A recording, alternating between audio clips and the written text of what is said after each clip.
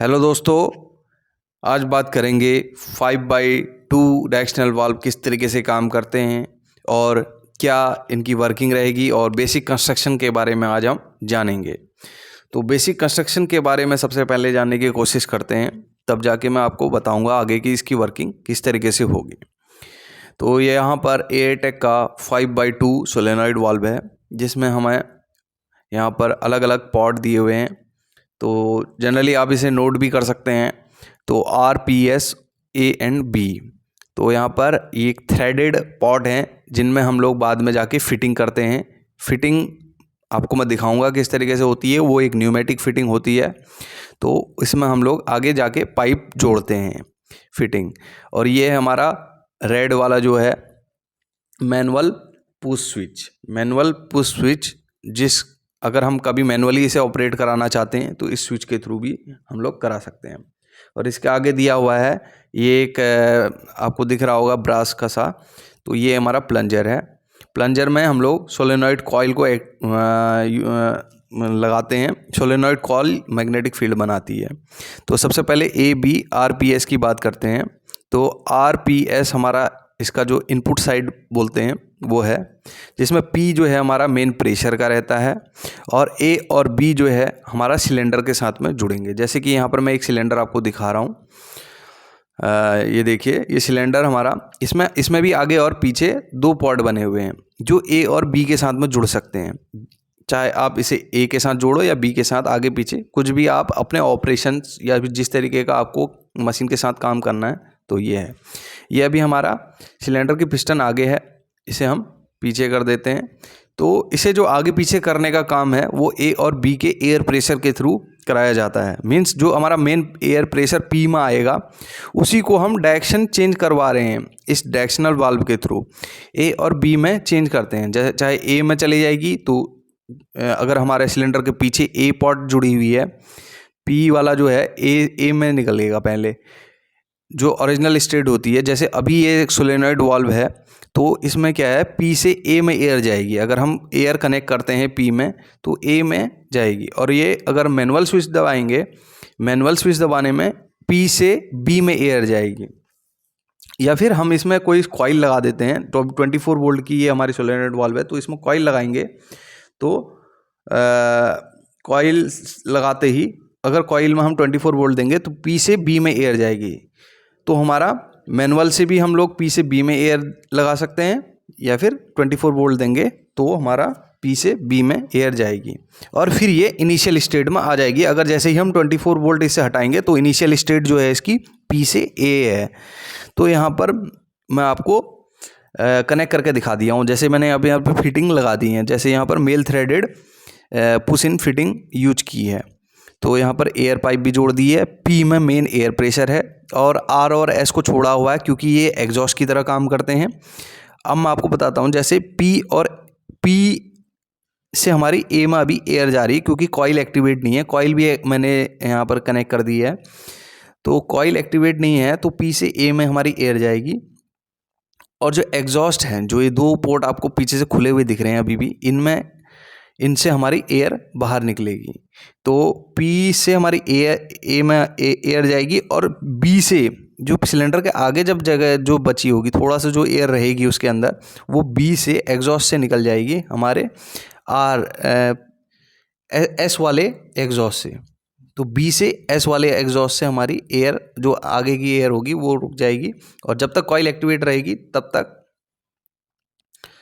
इसमें इस तरीके से काम होगा। दूसरी तरफ से ये होल्ड रहेगा और कॉइल को हटाते ही ये इनिशियल स्टेट में आ जाएगा। इनिशियल स्टेट जो है इसकी P से A है, P से A में एयर जाएगी। जैसे ही 24 वोल्ट देंगे P से B में एयर जाने लगेगी।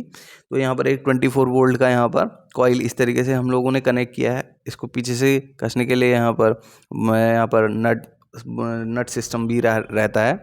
तो 24 वोल्ट अगर देते हैं तो इसमें एक मैग्नेटिक फील्ड बनता है जो प्लंजर को खींचता है। वो ऐसे ही काम करता है जैसे ये मैनुअल पुश बटन काम करता है, मैनुअली स्विच यहाँ पर काम करता है, वैसे ही 24 वोल्ट देने पर काम होता है।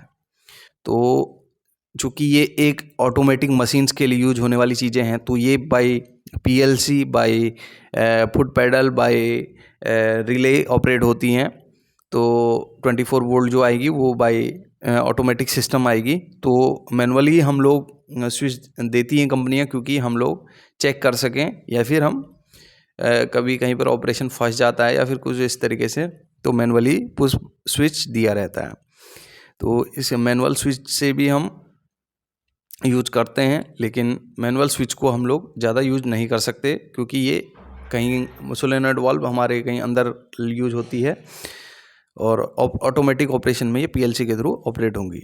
तो जो मैंने आपको ये तो बता दिया कि जब ऑपरेट होगी पी से बी में एयर जाएगी, लेकिन पी से एयर ए में इस आने के लिए इसमें कोई भी एक्सटर्नल फोर्स की ज़रूरत नहीं, ना आपको कोई कुछ दबाना है, ना 24 वोल्ट देनी है। ये ऑटोमेटिकली जैसे ही आपकी 24 वोल्ट आपने हटाई, ये पी से ए में एयर देने लग जाएगा, क्योंकि ये पी से ए में चला जाएगा, क्योंकि इसमें एक स्प्रिंग ऑपरेटेड रहती है, स्प्रिंग लगी रहती है, जो इसको हमेशा पी से ए की तरफ खींचती है। इसके प्लंजर को, इसके अंदर जो पिस्टन लगी रहती है वो पी से ए में खींचती है।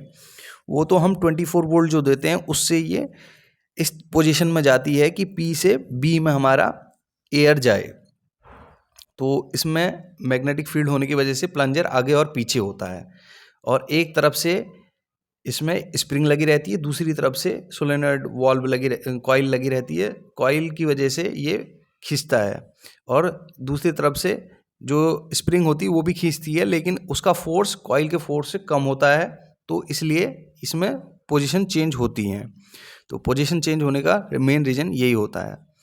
तो यहाँ पर हमने कॉइल भी कनेक्ट करके आपको दिखा दी, फिटिंग्स भी आपको कनेक्ट करके दिखा दी हैं, और किस तरीके से पोर्ट की पोजीशन चेंज होंगी या फिर पोर्ट काम करते हैं उसके बारे में भी आपको बता दिया है।